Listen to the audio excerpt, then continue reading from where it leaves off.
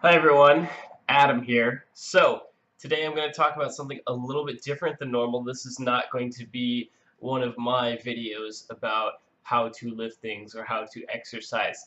This is going to be a video about history, and more importantly, the history of, sort of the lifting sports as we know them. The fact of the matter is that we don't have much in the way of real legitimate histories or historians or anyone who cares about that sort of thing, just because it's been like meatheads lifting weights.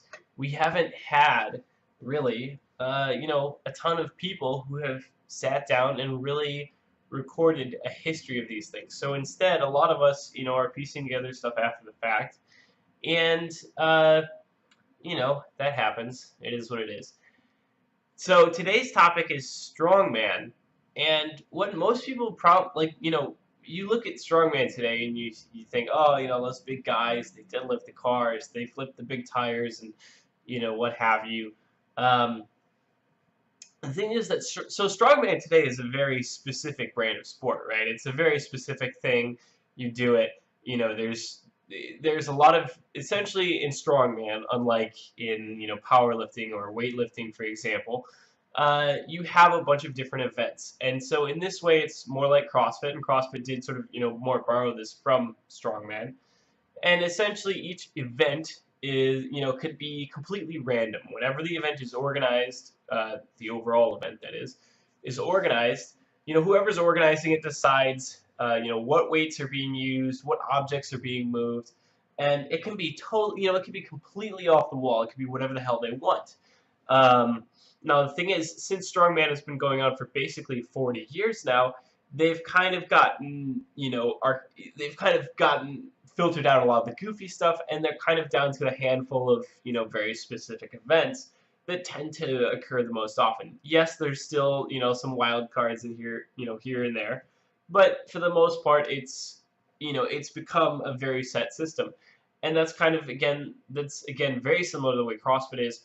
CrossFit has more of an endurance bias in terms of what many of its events are centered around, whereas Strongman has more of a strength bias. And essentially, of course, each competitor will then try each of the events, and then you're given points depending on your performance in each event, and then the winner is the person who takes home the best overall total.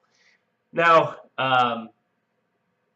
that is what strongman is today, right? And today, strongman is very much a super heavyweight game because that's just what it came to be. It became about who could move the most weight, the biggest absolute possible numbers, and um, and so that's just bigger and bigger and bigger guys until now you've got these monsters like Hathor, who's 400 pounds and has abs or whatever. He's absurd. He's ridiculous. He's tall as hell.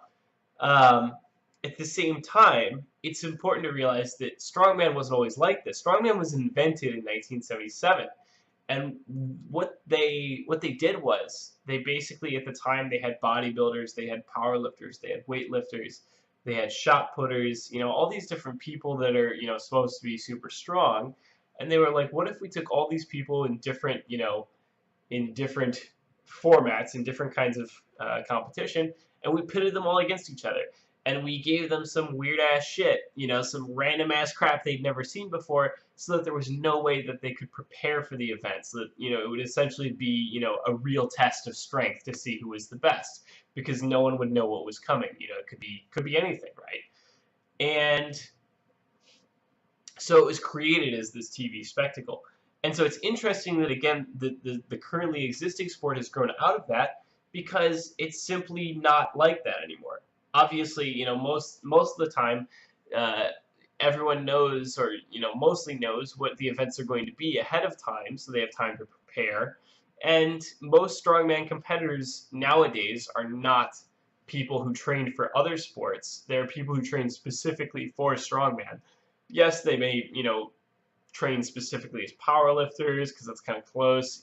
Yeah, they may, delve into other stuff, but for the most part, it's people who specifically train for strongman as opposed to just picking and choosing top athletes from other categories.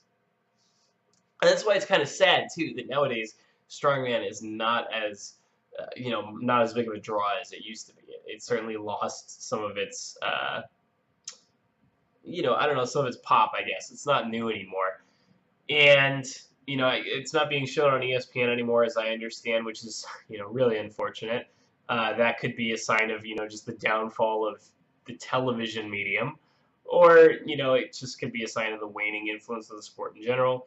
It's an awesome sport. I will say that obviously, the fact that it's been relegated mostly to the super heavyweight guys has kind of made it hard for, the general public to get into. Strongman is fixing that. They have, done stuff like they've implemented weight classes now, but the weight classes are nowhere near as extensive as you see in powerlifting. And strongman is still a niche sport for, guys who are going to beat the crap out of themselves to train. So it's still very much a niche sport, but it's interesting to see how it's developed over the years. One thing that's also, a couple other, really cool facts. Way back in the beginning, 1977, Franco Columbu, who many of us may better know as Arnold Schwarzenegger's best bro and training partner, who won a few different. He won 2 Mr. Olympias, and I think he won some lightweight Mr. Olympias as well. And and the thing was, he was a short guy, 5'5", and 175 or so. So he was pretty light too, but he was freakishly strong because he really enjoyed training for strength, and he did that concurrently with his training for bodybuilding. I think that frankly, he's honestly, in terms of the overall breadth of his career, probably a bit more interesting than Arnold. I think that Arnold has definitely got the best arms of all time, and Arnold certainly had the charisma to propel bodybuilding forward into the mainstream. So he certainly did better. He's more of the legend in that sense. But Franco, he tried a lot of different shit, and he was good at decently good at a lot of it. In '77, in the first World's Strongest Man, he competed too at again a significantly lighter weight than everyone else. And he came in 5th place, despite the fact that at one point he basically, I think he dislocated his leg or something like that. Like it was a real gruesome injury, but he still came in 5th place, which is again astounding that he managed to do so well. And again, because he was so much lighter than everybody else. Weight class is not everything. It is a lot, but it's not everything.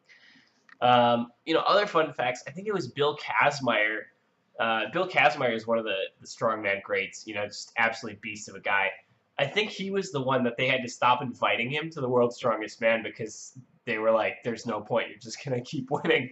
So they, because it is, obviously at the World's Strongest Man level, the actual, highest competition level, it is invite only.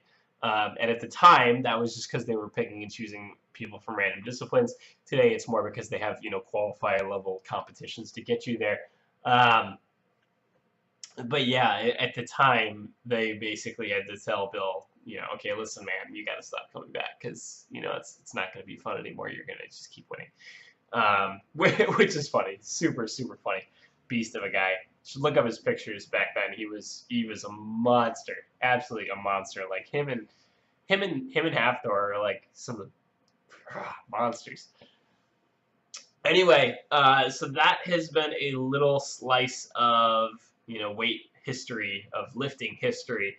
I will do some more of these in the future too. Obviously I want to talk about bodybuilding, powerlifting, weightlifting, and so on. At the very least, CrossFit too. I mean, the CrossFit's interesting, man. But yeah, we'll talk about all that more in the future. As always, like, comment, share. Tell me what you want to see in future videos. I will talk to you guys next time. Have a good one.